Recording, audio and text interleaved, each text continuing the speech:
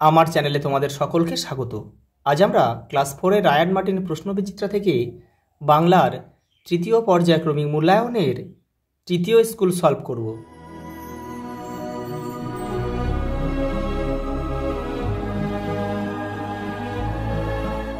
দেখো, প্রথম প্রশ্ন দেখো, মায়াদ্বীপ গল্পে কথকের নাম কি? সুনীল গঙ্গোপাধ্যায়।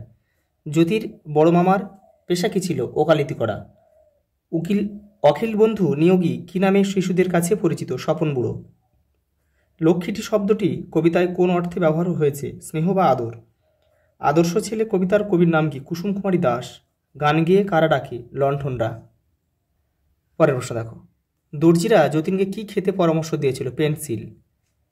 কারণ কি? সে সবসময় কিন্তু পেন্সিলের পেছনটা চিবাতো। পিংলা নদীর মাঝের সেই দ্বীপে সবচেয়ে লম্বা গাছটি কি ছিল? শিমুল। নদীর জলে কাদের ডুব দিতে দেখা যাচ্ছে? ডলফিনদের। ডলফিন বা শুশুক।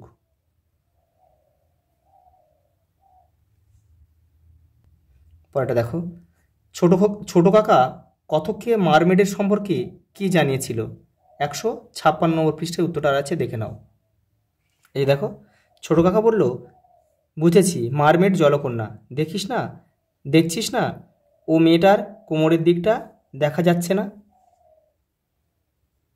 আর দেখো, আর বলেছিল, দেখো ছোট কাকা আবার কি বলেছিল, দেখো, আমাদের কিছু হবে না, ওদের কষ্ট হয়, মানুষের দৃষ্টি ওরা সহ্য করতে পারে না। পরেরটা দেখো, অসহায় যতীনকে সাহায্যের জন্য শেষে কে এগিয়ে এসেছিল? ঘুড়ি। দেখো, দুই একটা দেখিয়ে দিয়েছে, দেখো, সাবধান না করলে অন্যায় করা বেড়ে যায়। এটা কিন্তু তোমাদের যতীনের জুতো থেকে যে অনুশীলনী, সেই অনুশীলনী থেকে কিন্তু দিয়েছে এটা। কৃষকের শিশু কিংবা রাজার কুমার, চেতনা রয়েছে যার, সে কি পড়ে? এগুলো কিন্তু কবিতার লাইন। দেখো পরেরটা কি দিয়েছে, দেখো, 1893 সালে জ্যোতির বয়স ছিল 14। দেখিতে গিয়েছি পর্বতমালা, দেখিতে গিয়েছি সিন্ধু। এটাও কিন্তু একটা কবিতার লাইন। দেখো, 3 দাগের প্রশ্ন কি বলেছে, দেখো, নিচের প্রশ্নগুলি নিজের ভাষায় উত্তর লেখো। দেখো, নাদের দাদা এই দ্বীপটির নাম কি? কোন রচনার অংশ? দেখো, এটা হচ্ছে মায়াদ্বীপ রচনার অংশ। মায়াদ্বীপ। লেখকের নাম কি? পরের সঙ্গে যে প্রশ্ন রয়েছে, সুনীল গঙ্গোপাধ্যায়। এই দ্বীপের সবচেয়ে বড় গাছটির নাম কি? শিমুল গাছ। নাদের দাদার চেহারার বর্ণনা দাও। 154 নম্বর পেজে তোমাদের বইয়ের উত্তরটা রয়েছে, দেখে নাও। এই দেখো, নাদের আলী, মাথায় ঝাঁকড়া চুল, গালে কাঁচা পাকা দাড়ি। দেখো, সবসময় তার ঠোঁটে হাসি লেগে থাকে। পরের প্রশ্ন দেখো, কয়েকটা কী বলেছে, মনে থাকে যেন একটুও লাফাবে না, একটা সিঁড়ি ডিঙোবে না। কোন রচনার অংশ? যতীনের জুতো। লেখকের নাম কি? সুকুমার রায়। কারা কাকে একথা বলেছিল? এরা কারা বলেছিল? মুচিরা বলেছিল। মুচিরা বলেছিল। কাকে বলেছিল? যতীনকে বলেছিল। যতীনকে বলেছিল। কখন একথা বলেছিল? যখন সিঁড়ির সব ধাপ ব্যবহার সে করেনি, তখন কিন্তু বলেছিল। আদর্শ ছেলে কবিতার কবির নাম কি? কুসুম কুমারী দেবী। কবির মতে একজন আদর্শ ছেলেকে কোন কোন বৈশিষ্ট্যের অধিকারী হতে হবে? দেখে নাও।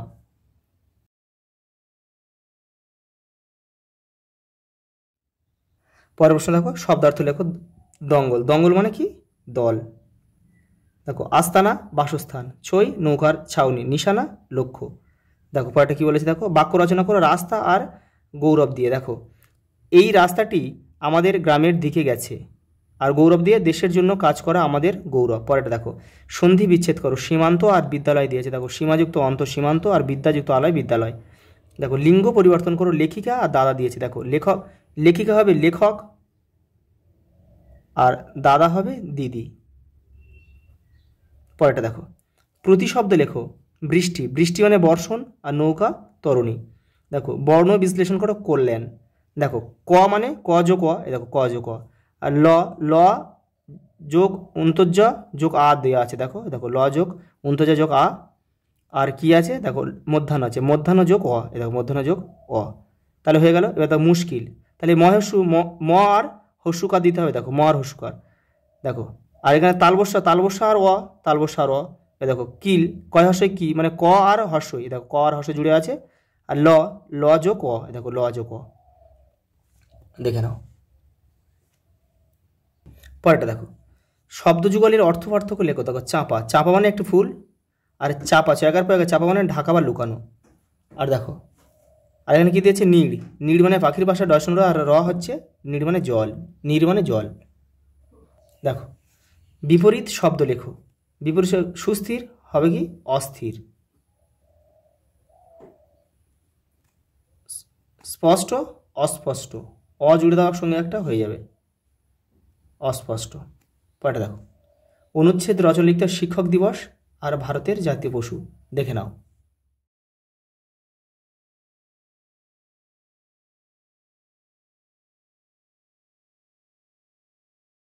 আজ এই পর্যন্ত, দেখা হবে পরের ভিডিওতে।